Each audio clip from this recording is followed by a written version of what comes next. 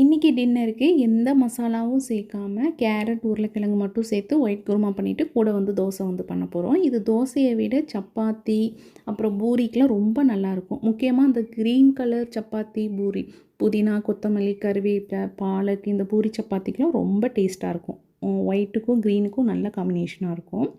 First வந்து குக்கரில் கொஞ்சமாக வந்து எண்ணெய் விட்டுட்டு ஜீரகம் சோம்பு ஹோல் ஸ்பைசஸில் வந்து ஒன்று ஒன்று 2 அந்த மாதிரி வந்து சேர்த்துக்கோங்க. அந்த ஸ்பைசஸ்லாம் வந்து ரொம்ப சேர்க்க வேண்டாம், மைல்டாக இருந்தால் தான் வந்து நல்லாயிருக்கும். முக்கியமாக வந்து ஜீரகம் சோம்பு வந்து சேர்த்துக்கோங்க.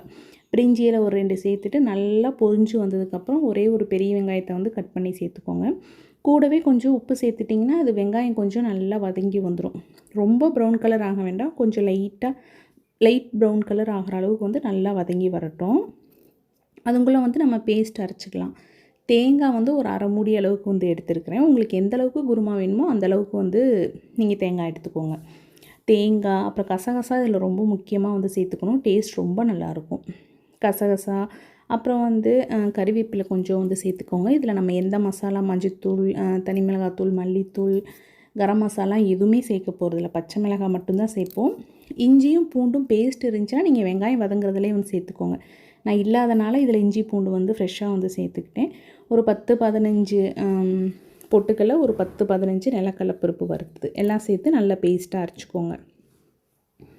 இதில் வந்து நான் கேரட்டும் உருளைக்கிழங்கு மட்டும் சேர்த்துக்கிட்டேன். நீங்கள் எது வேணாலும் வந்து சேர்த்துக்கலாம். பட்டாணி எது வேணாலும் பீன்ஸு கேரட் உருளைக்கிழங்கு சேர்த்திங்கன்னா இன்னும் டேஸ்ட்டாக இருக்கும். நான் இது 2 மட்டும் இருந்தனால 2யும் சேர்த்துக்கிட்டேன்.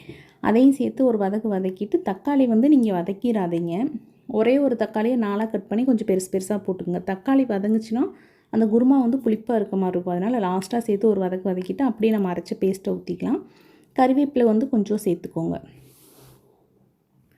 பேஸ்ட்டு நல்லா அரைச்சி ஊற்றிட்டு ரொம்ப தண்ணி மிக்ஸ் பண்ண வேண்டாம், ரொம்ப கம்மியாகவும் மிக்ஸ் பண்ண வேண்டாம். கெட்டியாக இருந்துச்சுன்னா விசில் வச்சோம்னா அடி பிடிச்சிரும்.